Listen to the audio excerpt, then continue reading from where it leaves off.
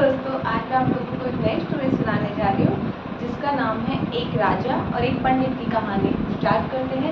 एक समय की बात होती है, एक राजा अपने राज्य में बड़े अच्छे से सुकून से रह रहे होते हैं। तो उनको अपने घर महल में पूजा करवाना होता है, तो वो एक पंडित को बुलवाते हैं। पंडित से यज्ञ करवाते हैं और जो भी पूजा होती है सब विधि विधान से संपन्न होती है। सब जब पूजा हो जाती है उसके बाद जब पंडित जी अपने घर जा रहे होते हैं तो राजा उनको अपने पास बुलाते हैं और उनसे कहते हैं कि पंडित जी इधर आइए, मुझे आपसे 3 क्वेश्चनों का आंसर चाहिए।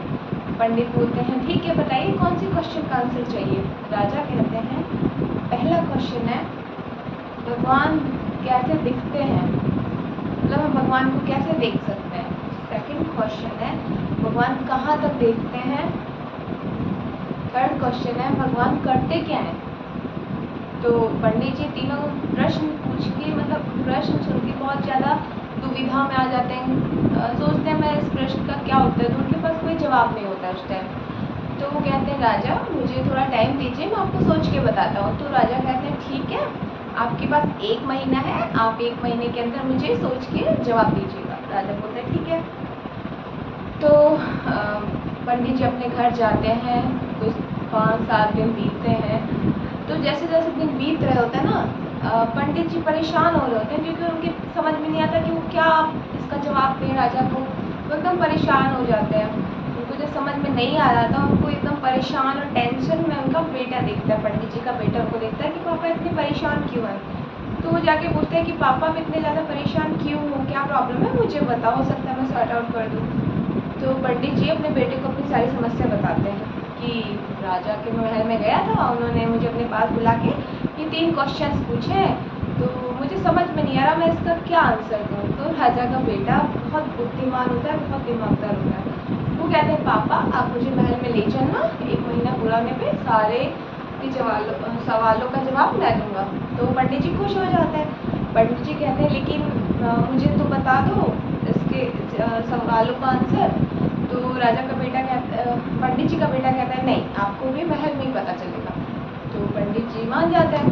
तो 1 महीने ख़त्म होते हैं। 1 महीने बीतने के बाद पंडित और उसका बेटा महल में जाते हैं राजा के पास। सब इकट्ठा होती है, राजा आते हैं, सब इकट्ठा हो जाते हैं। फिर राजा पंडित से कहते हैं तो मुझे मेरे प्रश्नों का जवाब दीजिए। तो पंडित जी कहते हैं कि आपको सारे प्रश्नों का जवाब मेरा बेटा देगा, ये बहुत बुद्धिमान है। तो राजा कहते हैं ठीक है बेटा बताओ पहले क्वेश्चन का आंसर कि राजा दिखते कैसे हैं, कैसे हम उनको देख सकते हैं। तो राजा का बेटा कहता है कि आप कैसे राजा हैं, आपके महल में अतिथि आए हैं, ना कोई जलपान, ना कोई कुछ, ना आपने पानी पिलाया, ना चाय, कुछ भी नहीं, ऐसे कैसे राजा है। तो राजा को बहुत शर्म आती है कि सही बात है कि मेरे महल में आया, मैंने उनको चाय वाय नहीं पूछी, पानी नहीं पूछी। तो राजा तुरंत मतलब नाश्ता मंगवाते हैं, सब दूध वगैरह आते हैं, दूध की गिलासें आती हैं भर करके।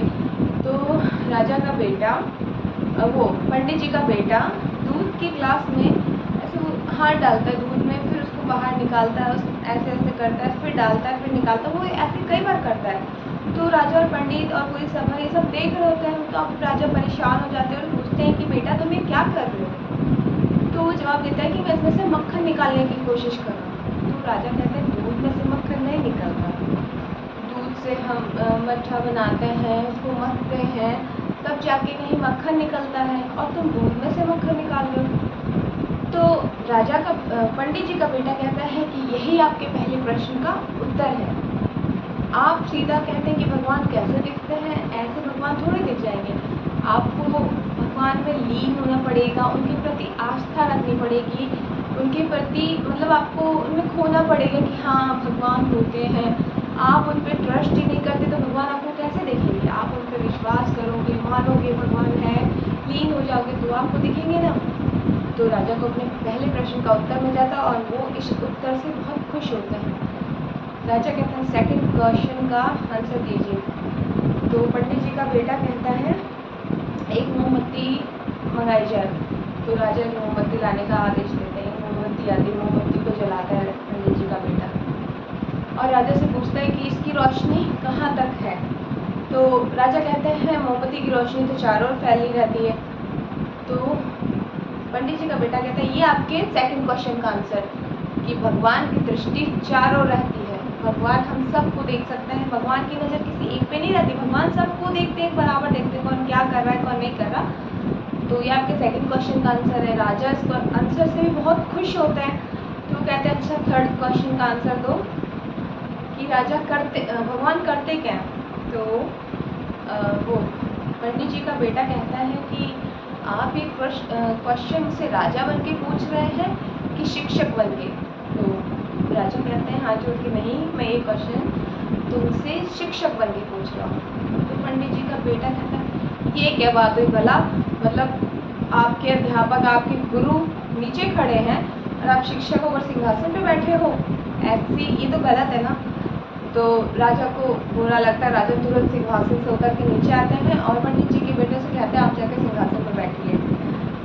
वो सिंहासन पर बैठ जाते हैं। जैसे सिंहासन पर बैठते हैं पंडित जी का बेटा, तो वो कहता है ये आपके तीसरे प्रश्न का उत्तर है कि भगवान करते क्या है। भगवान ये करते हैं कि भगवान एक ही पल में राजा को रका बना सकते हैं, रका को राजा बना सकते हैं। भगवान एक ही पल में, एक ही मिनट में किसी अमीर को गरीब, गरीब को अमीर बना सकते हैं। तो आपको पता चल गया भगवान क्या करते हैं। राजा पंडित जी के तीनों प्रश्न के उत्तर से खुश होते हैं और उन्हें उपहार के तौर पे खूब मोती और रुपया पैसा गहना सब दे के भेंट करते हैं और उनका शुक्रिया अदा करते हैं। Story finish. Thank you, bye bye.